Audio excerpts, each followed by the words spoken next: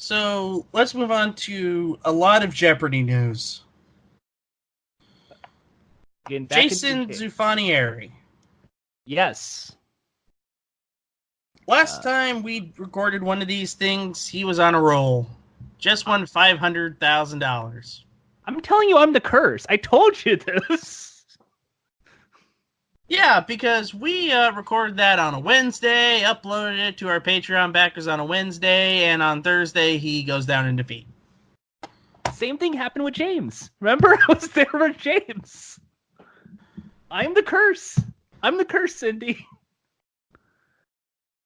Folks, folks, let this be a lesson. If you have a run on Jeopardy, even though it's pre-taped months in advance, make sure that Jordan is not helping an episode of Game Show Gumbo, because odds are you'll lose your streak the next episode that airs. Well, you didn't do that with Holtzhauer. That happened to me with on Game Shows, I suppose, too. Oh, okay. You are the curse, then. I am the curse. I'm the Jeopardy curse.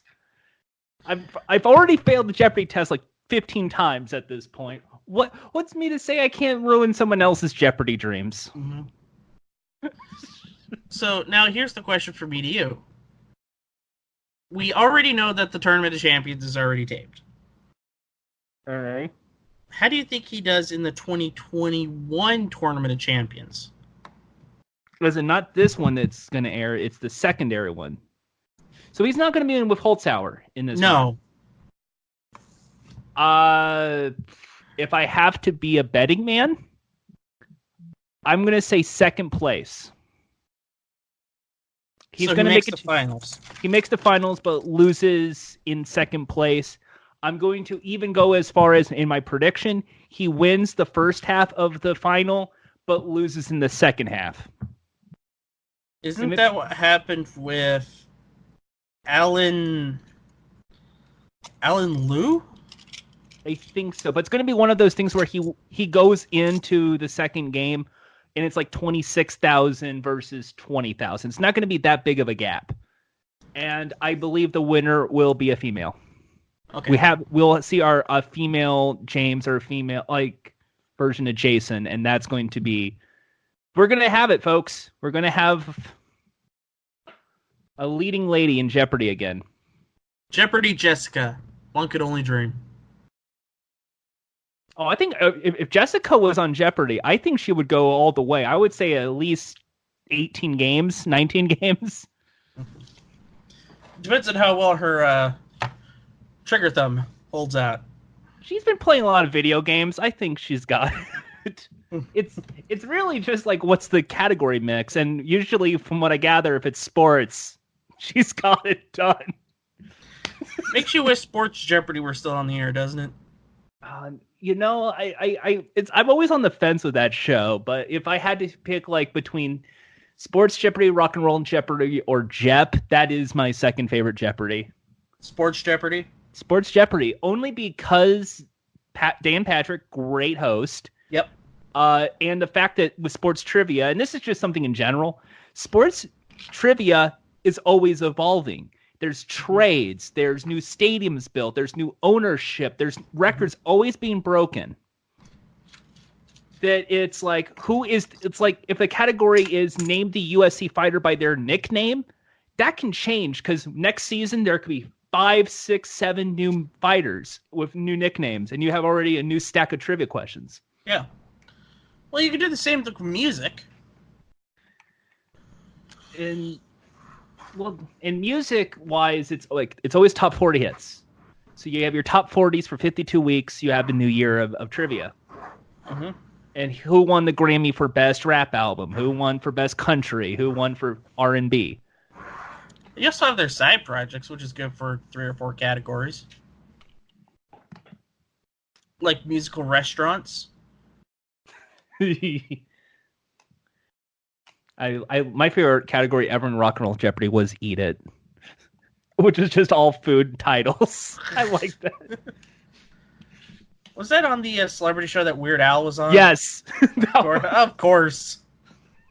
Of course it was. But it wasn't any Weird Al songs. So it was like Peaches by Presidents of the United States of America, things like that. So.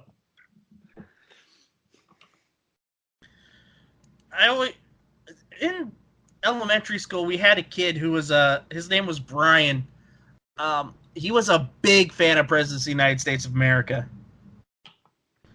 And his favorite song was Beaches. Like, he would do his... Even though we're in Tacoma, which is south of Seattle, and, you know, we had the Buhner Buzz. Like, they would have, like, a promotion where if you went to the game and you got a Buhner Buzz cut, you know, you'd get, like, a free buzz cut, but you'd also... I think you get into the game for free. But you can't have, like, small hair already. You gotta have a good amount of hair in order to get in for free. All right, I'm following with this. This sounds like I bet you will, but sure. Well, the sad thing is you gotta go to a Mariners game in the mid to late 90s. Actually, that isn't too bad, because that was during the time they were actually pretty good. That was...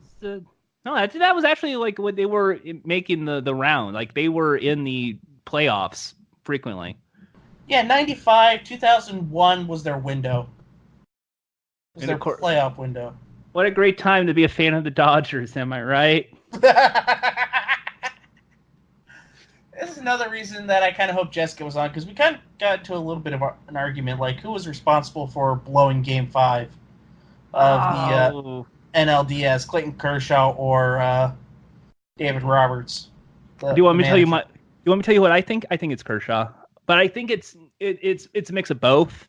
But it's because Dodgers put all their faith in Kershaw, and I think he just got exhausted. He had a bad game, and it just knocked him out. But hey, it could have been worse. It could have been that Braves game. Am I right? Oh God, Jesus, 13-1. I was good because this was right time when AEW was about to start. I was going to watch AEW tonight, but it's like, oh no, I have to keep watching this. This game's about to end. But is there a mercy rule? Something, please. Yeah, but thankfully it ended before AEW. Yes, thankfully. Yeah. And then I had a lot of fun. Barely made it. Just barely scratched it. Had a lot of fun. And you know what? Good time to watch sports on the Turner networks. Mm-hmm. How do we get from Jason Zuffanieri and sports, just talk about Jeopardy to the NLDS? Because we talk sports Jeopardy should be returned. I didn't talk about sports trivia. Mm-hmm. You bring up Jessica should run. I say it's about the category mix. Depends on the sports. And then it brought up the Mariners because baseball. Yeah.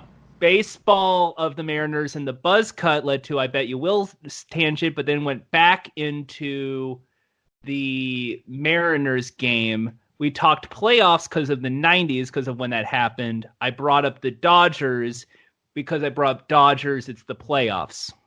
That makes a lot of sense to me. Join me next time for when I try to do the Jeff Edwards version of Chain Reaction when they did those two words that make no sense together. I actually like Chain Reaction with Jeff Edwards. I like that, but it's like, at no point should, like, cube and square be put together except for... Well, you see a cube in a flat plane is a square, so... Like a 3D version, like a 2D version of a cube is a square. Square Hollywood? No, it's not Square Hollywood, it's Hollywood Square.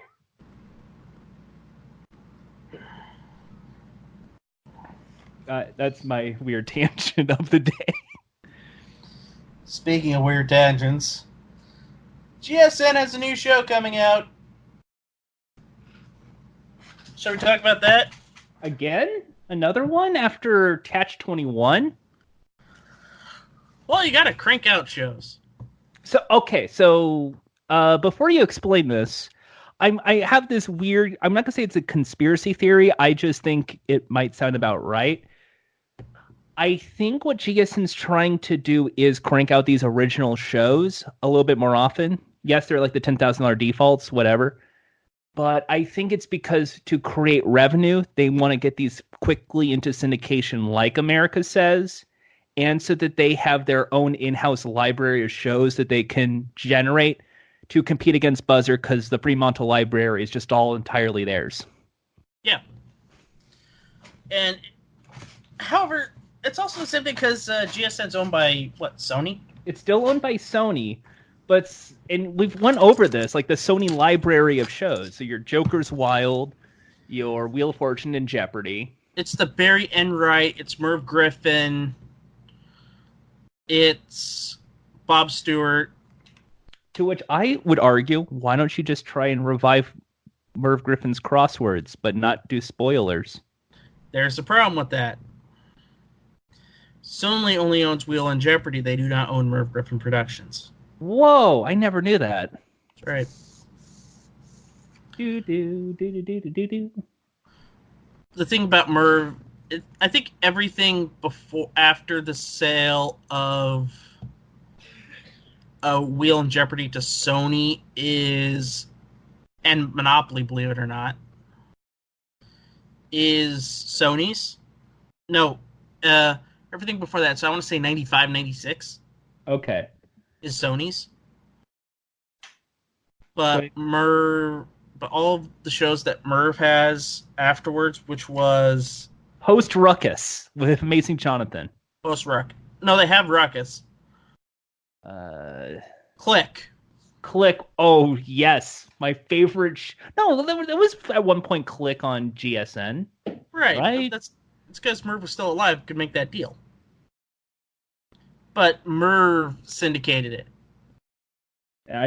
I remember at one point watching that paired with Peer Pressure. Oh God, yeah. That was a nightmare mode for me.